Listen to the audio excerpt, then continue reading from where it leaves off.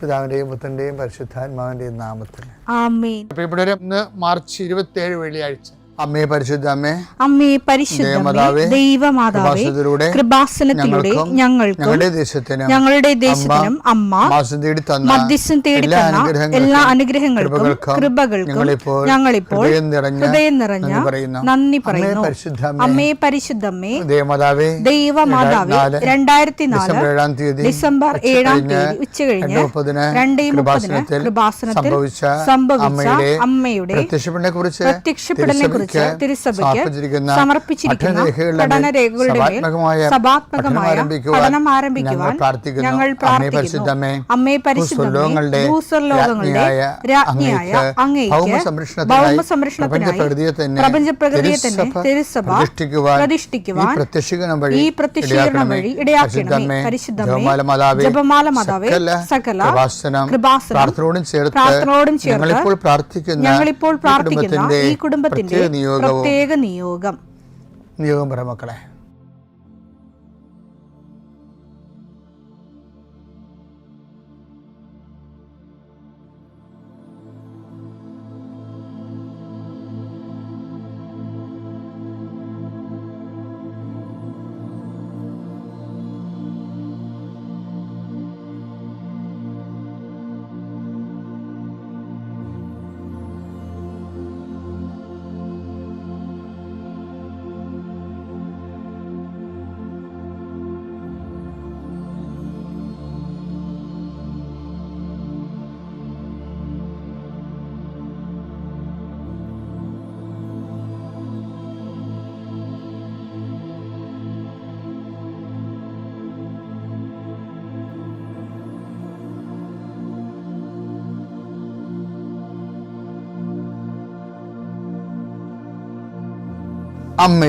അമ്മയുടെ പ്രത്യക്ഷീകരണത്തിന്റെ ഈ അനുഗ്രഹവേളയിൽ ഞങ്ങൾക്ക് സാധിച്ചു തരുവാൻ കനിയണമേ. ആമേൻ. വിശ്വാസ പ്രമാണം. സർവശക്തനായ പിതാവും ആകാശത്തിന്റെയും ഭൂമിയുടെയും സൃഷ്ടാവുമായ ദൈവത്തിൽ ഞാൻ വിശ്വസിക്കുന്നു. അവിടുത്തെ ഏകപുത്രനും ഞങ്ങളുടെ കർത്താവുമായ ഈശോമിശിഹായിലും ഞാൻ വിശ്വസിക്കുന്നു. ഈ പുത്രൻ പരിശുദ്ധാത്മാവിനാൽ ഗർഭസ്ഥനായി കന്യകാമറിയത്തിൽ നിന്ന് പിറന്ന് പൊന്തിയോസ് പീലാത്തോസിന്റെ കാലത്ത് പീഡകൾ സഹിച്ച് കുരിശിൽ തറയ്ക്കപ്പെട്ട് മരിച്ച് അടക്കപ്പെട്ട് പാതാളങ്ങളിൽ ഇറങ്ങി മരിച്ചവരുടെ ഇടയിൽ നിന്ന് 3-ാം നാൾ ഉയർത്ത് സ്വർഗത്തിലേക്ക് എഴുന്നള്ളി സർവശക്തിയുള്ള പിതാവായ ദൈവത്തിന്റെ വലതുഭാഗത്തിരിക്കുന്നു. അവിടെ നിന്ന് ജീവിക്കുന്നവരെയും മരിച്ചവരെയും വിധിക്കുവാൻ വരുമെന്നും ഞാൻ വിശ്വസിക്കുന്നു. പരിശുദ്ധാത്മാവിലും ഞാൻ വിശ്വസിക്കുന്നു. വിശുദ്ധ കത്തോലിക്കാ സഭയിലും പുണ്യവാന്മാരുടെ ഐക്യത്തിലും പാപങ്ങളുടെ മോചനത്തിലും ശരീരത്തിന്റെ ഉയർപ്പിലും നിത്യമായ ജീവിതത്തിലും ഞാൻ വിശ്വസിക്കുന്നു. ആമേൻ. സുഖസ്ഥനായ ഞങ്ങളുടെ പിതാവേ, അങ്ങയുടെ നാമം പൂജിതമാകണമേ. അങ്ങയുടെ രാജ്യം വരണമേ. അങ്ങയുടെ തിരുമനസ് സ്വർഗത്തിലെ പോലെ ഭൂമിയിലും ആകണമേ. അന്നു വേണ്ടുന്ന ആഹാരം ഇന്ന് ഞങ്ങൾക്ക് തരണമേ. ഞങ്ങളോട് തെറ്റ് ചെയ്യുന്നവരോട് ഞങ്ങൾ ക്ഷമിക്കുന്നത് പോലെ ഞങ്ങളുടെ തെറ്റുകൾ ഞങ്ങളോടും ക്ഷമിക്കണമേ. ഞങ്ങളെ പ്രലോഭനത്തിൽ ഉൾപ്പെടുത്തരുതേ, തിന്മയിൽ ഞങ്ങൾ രക്ഷിക്കണമേ. ആമേൻ. നന്മ നിറഞ്ഞ മറിയമേ, സ്വസ്തി. കർത്താവ് അങ്ങയുടെ കൂടെ സ്ത്രീകളിൽ അങ്ങ് അനുഗ്രഹിക്കപ്പെട്ടവളാകുന്നു. അങ്ങയുടെ ഉദരത്തിൻ ഫലമായി ഈശോ അനുഗ്രഹിക്കപ്പെട്ടവനാകുന്നു. പരിശുദ്ധ മറിയമേ, തമ്പുരാന്റെ അമ്മേ, പാപികളായ ഞങ്ങൾക്ക് വേണ്ടി ഇപ്പോഴും ഞങ്ങളുടെ മരണസമയത്തും തമ്പുരാനോട് അപേക്ഷിക്കണമേ. ആമേൻ. കർത്താവേ, നിന്റെ ഉന്നതമായ നാമത്തിന് സ്തോത്രം ചെയ്യും. കർത്താവേ, നിന്റെ വിശുദ്ധ പൗരോഹിത്യത്തെ മഹത്വപ്പെടുത്തണമേ. കർത്താവെ, സഭയിലുള്ള സാന്നിധ്യം പ്രകടമാക്കണമേ. 40 വർഷം ഞാൻ അർപ്പിച്ച കൃപാന്റെ യുഗതിയാണ്. കൃപാസ്ഥാനത്താറെ ജീവനോടെ പ്രത്യക്ഷപ്പെട്ട മാതാവിൻ്റെ മാധ്യസ്ഥ രോഗികൾ, പീഡിതരെ, മാനസിക സംഘർഷം അനുഭവിക്കുന്നവരെ, ഡിപ്രഷൻ അനുഭവിക്കുന്നവരെ, മരുന്ന് കഴിച്ചിട്ട് ഉറക്കം മൂടുകയും ശരീരം തൂക്കം വെക്കുകയും ചെയ്യുന്നതല്ലാതെ പ്രത്യേകിച്ച് പ്രയോജനമൊന്നും ഇല്ലാതെ ഡിപ്രഷൻ കൊണ്ട് വേദനിച്ച് ജീവിക്കുന്ന ആൾക്കാരെ കർത്താവേ, നീ അവരെ തൊടണമെന്ന് പ്രാർത്ഥിക്കുന്നു. ഓട്ടിസം കുഞ്ഞുങ്ങൾ, ഹൈപ്പർ ആക്ടിവിറ്റി കുഞ്ഞുങ്ങൾ, അവരുടെ മാതാപിതാക്കന്മാരെ മനസ്സ് കെട്ടുപോയവരെ, തകർച്ച സങ്കടം കൊണ്ട് അവർക്ക് ജീവിക്കാൻ പറ്റാത്തവർ, ജീവിക്കാൻ വേണ്ടി ജീവിതത്തോട് മൽപ്പിടുത്തം നടത്തുന്നവർ, മരുന്ന് കഴിച്ചിട്ടും രോഗം സുഖമാക്കാതെയും രോഗം പൊറുക്കാതെ ഇരിക്കുന്നവർ, എൻ്റെ കർത്താവിന് ഉന്നതമായ നാമത്തിൽ, സഭയുടെ അധികാരത്തിൽ, കുരിശിൻ്റെ അടയാളത്തിൽ, ദൈവശക്തിയാൽ നിനക്ക് ദൈവസന്ധിപ്പും സൗഖ്യം ലഭിക്കട്ടെ. പിതാവും പുത്രനും പരിശുദ്ധാത്മാവുമായ സർവ്വേശ്വര എന്നേക്കും ആമേൻ. എൻ്റെ പ്രിയപ്പെട്ടവരെ, ദൈവപരിപാലന വിശ്വസിക്കുന്നവരെ ഡെസ്പാകേണ്ട കാര്യമില്ല, ആശങ്കപ്പെടേണ്ട കാര്യമില്ല. പക്ഷേ ആശങ്കപ്പെടുന്ന സ്വഭാവമാണ് എല്ലാവരുടേതും. ഇതിനെ അതിലംഘിക്കുന്നതിന് ആണ് ബൈബിളിലെ അഭിഷേകം എന്നൊരു പ്രത്യേക ഈ അനുഗ്രഹത്തിനേക്കാൾ മുകളിലുള്ള ഒരു സംഭവമാണ്, ഒരു ദൈവ ഇടപെടലാണ് അഭിഷേകം എന്ന് പറയുന്നത്. അഭിഷേകം പലപ്പോഴും വരണത് നെഗറ്റീവ് ഫീൽഡിലാണ് എപ്പോഴും അഭിഷേകം വേണ്ടി വരണത്.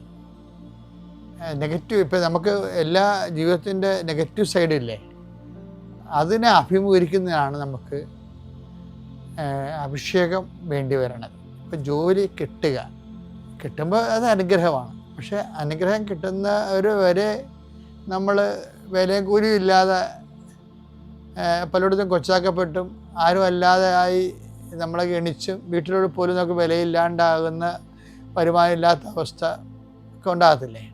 അപ്പോൾ ആ ഒരു സിറ്റുവേഷനിലാണ് നമുക്ക് ഒരു അഭിഷേകം വേണ്ടത്. പണ്ടൊരു തകച്ചുദാരൻ എൻ്റെ അടുത്ത് വരുമായിരുന്നു. അപ്പോൾ അങ്ങേരെ സസ്പെൻഡായി കാരണം ഇദ്ദേഹം ഈ നേരെ വാ നേരെ പോന്നൊക്കെ പറയുന്നത് അതുപോലൊരു ടൈപ്പാണ്. ഫ്ലെക്സിബിൾ അല്ല ആള്.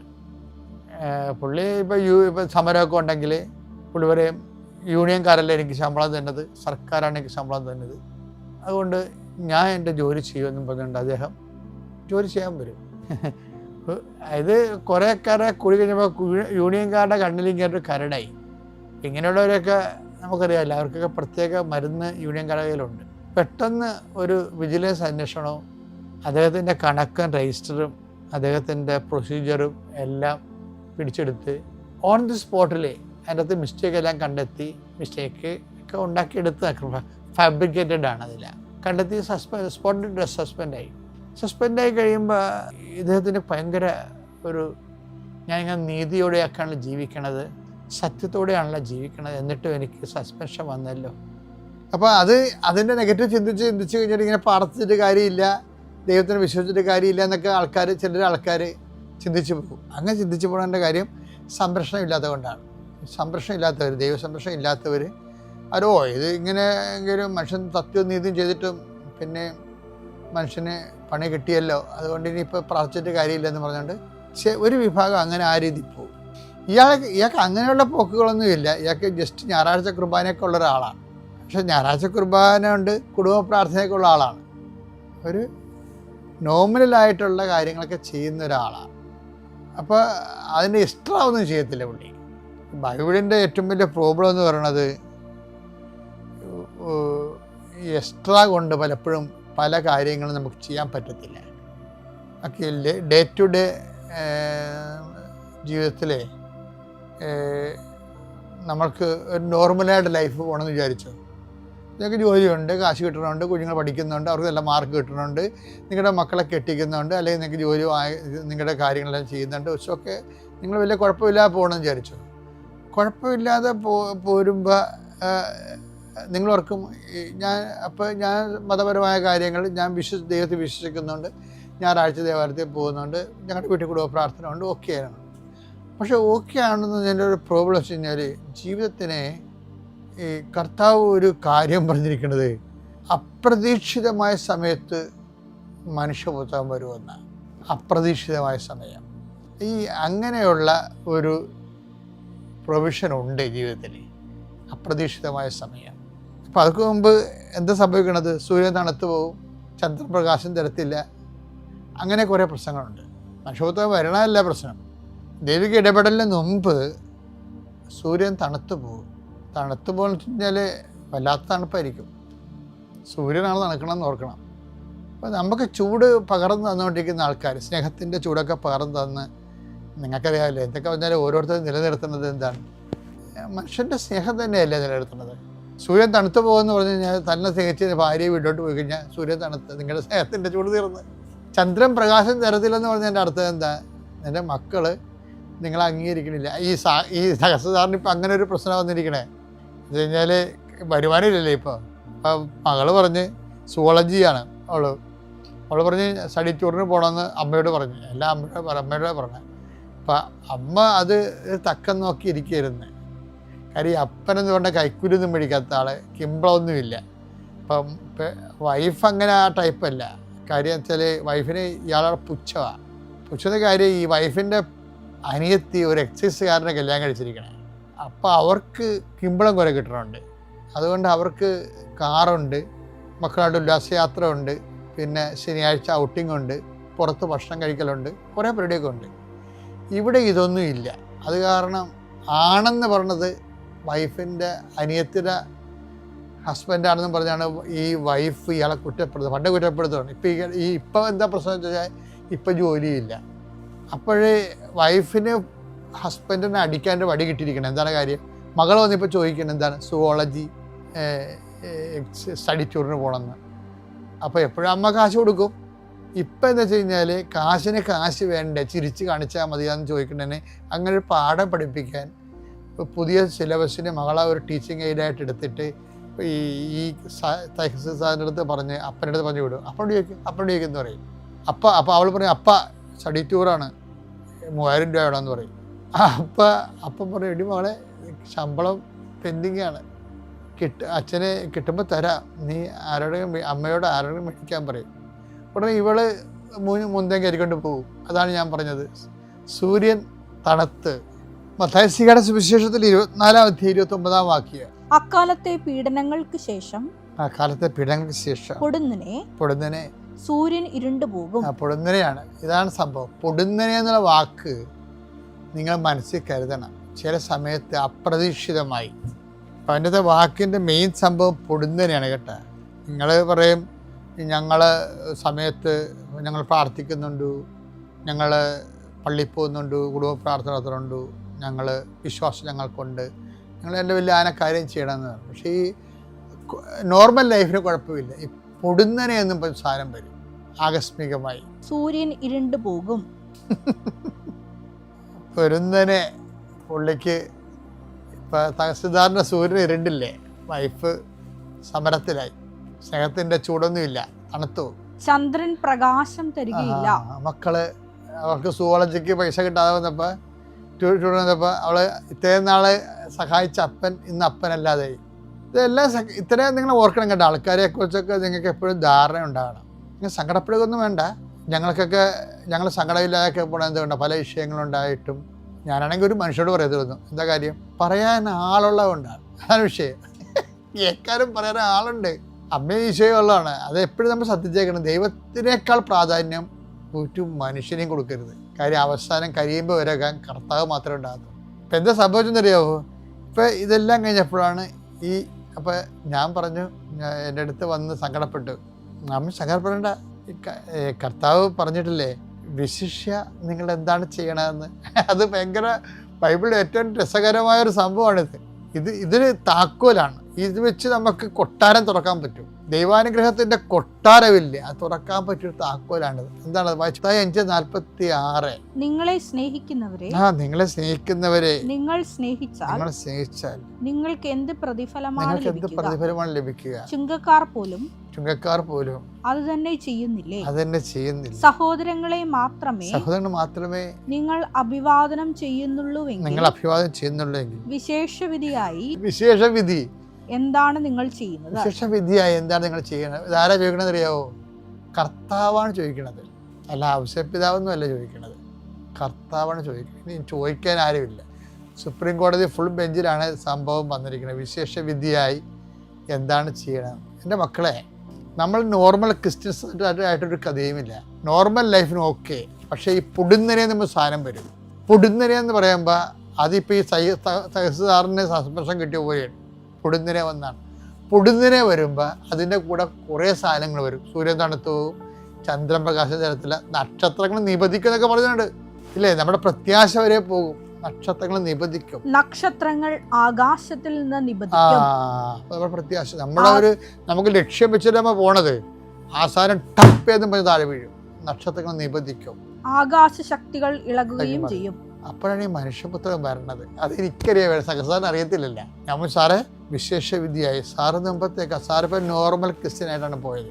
സാറിന് അപ്ഗ്രേഡ് ചെയ്യാൻ ഈശോ ഉദ്ദേശിക്കുന്നു. അദ്ദേഹത്തിന് പണ്ട് പോലെയുള്ള പരിപാടിയാണ് അപ്ഗ്രേഡേഷൻ. അതുകൊണ്ടാണ് എപ്പോഴും അപ്ഗ്രേഡേഷൻ മുമ്പ് ഒരു ടെസ്റ്റ് ഉണ്ടാവും.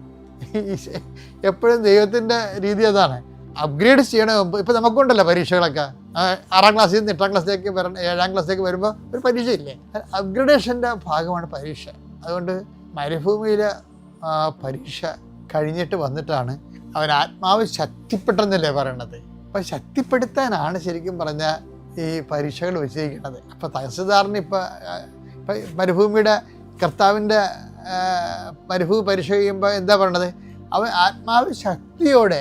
ലുക്ക 4:14 യേശു ആത്മാവിന്റെ ശക്തിയോടുകൂടെ പരീക്ഷ കഴിഞ്ഞപ്പോൾ മരുഭൂമിയുടെ പരീക്ഷ കഴിഞ്ഞപ്പോൾ പിന്നെ എന്താ സംഭവിക്കണത്, ആത്മാവിന്റെ ശക്തിയോടെ. അതാണ് ദൈവം ഉദ്ദേശിക്കുന്നത്. ഗലീലയിലേക്ക് മടങ്ങിപ്പോയി.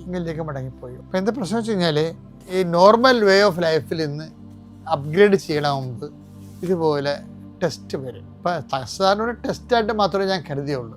ഞാൻ നിങ്ങൾ അപ്ഗ്രേഡ് ചെയ്യാൻ പറഞ്ഞു, നിങ്ങൾ ബിസിനസ് ചെയ്യാം, കുറേ എക്സ്ട്രാ ഹോം വർക്ക് ചെയ്യാൻ പറഞ്ഞു. അപ്പോൾ ഇത് കുറേ നാൾ മുമ്പുള്ള കഥയായത് കാരണം, സംഭവമായത് കാരണം പുള്ളിക്കാരൻ അന്ന് ചെയ്തതെന്ന് വെച്ചാൽ കുറേ ആൾക്കാരെ കളക്ട് ചെയ്ത് പിന്നെ എല്ലാ ശനിയാഴ്ച പുള്ളിക്കാരൻ തന്നെ ഒരു ധ്യാനകേന്ദ്രത്തിൽ പോയി ധ്യാനം കൂടി. എന്നിട്ട് തിരിച്ചു വന്നിട്ട് പിന്നെ ആൾക്കാരെ കളക്ട് ചെയ്ത്, സസ്പെൻഷൻ കാലത്ത് പുള്ളി ചെയ്തുകൊണ്ടിരുന്ന പരിപാടി വെച്ചാൽ ആൾക്കാരെ കളക്ട് ചെയ്ത് ധ്യാനത്തിന് കൊണ്ടുവരും. അതായത് പരിപാടി. ആ കാലങ്ങളിലെല്ലാം വൈഫും മക്കളും എല്ലാം പുള്ളിയെ സൂര്യൻ തണുത്തു പോവുകയും ചന്ദ്രൻ പ്രകാശം തരികാതിരിക്കുകയും നക്ഷത്രങ്ങൾ നിബന്ധിച്ചു പോകുന്ന കാലത്ത് കർത്താവ് നമ്മളെ കൈവിടത്തില്ലല്ല. എന്താ കാര്യം, കർത്താവിന് അങ്ങനെ ഒരു വാഗ്ദാനമുണ്ട്. അതിലെ ഉടമ്പടിയിൽ എല്ലാവരും കയറി വരുന്നതിൻ്റെ കാര്യം എന്താണ്, എന്താ കാര്യം, കർത്താവിൻ്റെ വാഗ്ദാനം എന്താണ്, I will not disown you at any cost. അത് കേൾക്കുമ്പോൾ എന്ത് ത്രില്ല. ഹെബ്രായ 13:5 ഞാൻ നിന്നെ ഒരു വിധത്തിലും അവഗണിക്കുകയോ ഉപേക്ഷിക്കുകയോ ഇല്ല എന്ന് അവിടുന്ന് പറഞ്ഞിട്ടുണ്ടല്ലോ. വൈഫും മകളും ഒക്കെ ഇപ്പൊ അവഗണിച്ചില്ലേ, പക്ഷെ കർത്താവ് നിന്നെ ഒരിക്കലും അവഗണിക്കത്തില്ല. ഇനിയിപ്പോൾ വൈഫുമാരെ മക്കളും കൂടി എൻ്റെ അടുത്തേക്കാരരുത്, മറിച്ച് ഭർത്താക്കന്മാരെ അവഗണിക്കേണ്ട കേസ് എന്തുമാത്രമാണ് ഉള്ളത്. ആരവഗണിച്ചാലും നിന്നെ അവഗണിക്കാത്ത കർത്താവിലേക്ക് കൂടുതൽ ആത്മബന്ധം പുലർത്താൻ വേണ്ടിയായിരിക്കും ഇതുപോലെയുള്ള. തഹസിൽദാർ ടൈം കഴിഞ്ഞപ്പോൾ ആ കേസ് കർത്താവ് തന്നെ ഏറ്റെടുത്ത് അത് മുഴുവൻ തള്ളിപ്പോയത് തന്നെയല്ല, മുൻകാല പ്രാബല്യത്തോടെ അദ്ദേഹത്തിൻ്റെ ശമ്പളവും കിട്ടി, എല്ലാം കിട്ടി. പക്ഷേ എന്ത് കിട്ടി, അതിൻ്റെ കൂടെ കർത്താവിനെ കൂടെ കിട്ടി. അത്രയേ ഉള്ളൂ.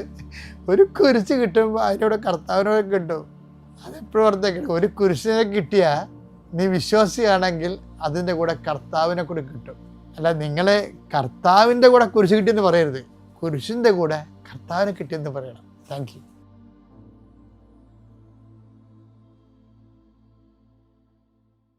അത്യപൂർവ ദൈവാനുഭവങ്ങൾ ഇനി നിങ്ങൾക്കും സ്വന്തം. ഈ യൂട്യൂബ് ചാനൽ ഇതുവരെ സബ്സ്ക്രൈബ് ചെയ്തിട്ടില്ലെങ്കിൽ ഇപ്പോൾ തന്നെ സബ്സ്ക്രൈബ് ചെയ്യുക. ഈ വീഡിയോ ഇപ്പോൾ തന്നെ നിങ്ങളുടെ സുഹൃത്തുക്കൾക്ക് ഷെയർ ചെയ്തുകൊണ്ട് കർത്താവിൻ്റെ പ്രേക്ഷിതരാകുക.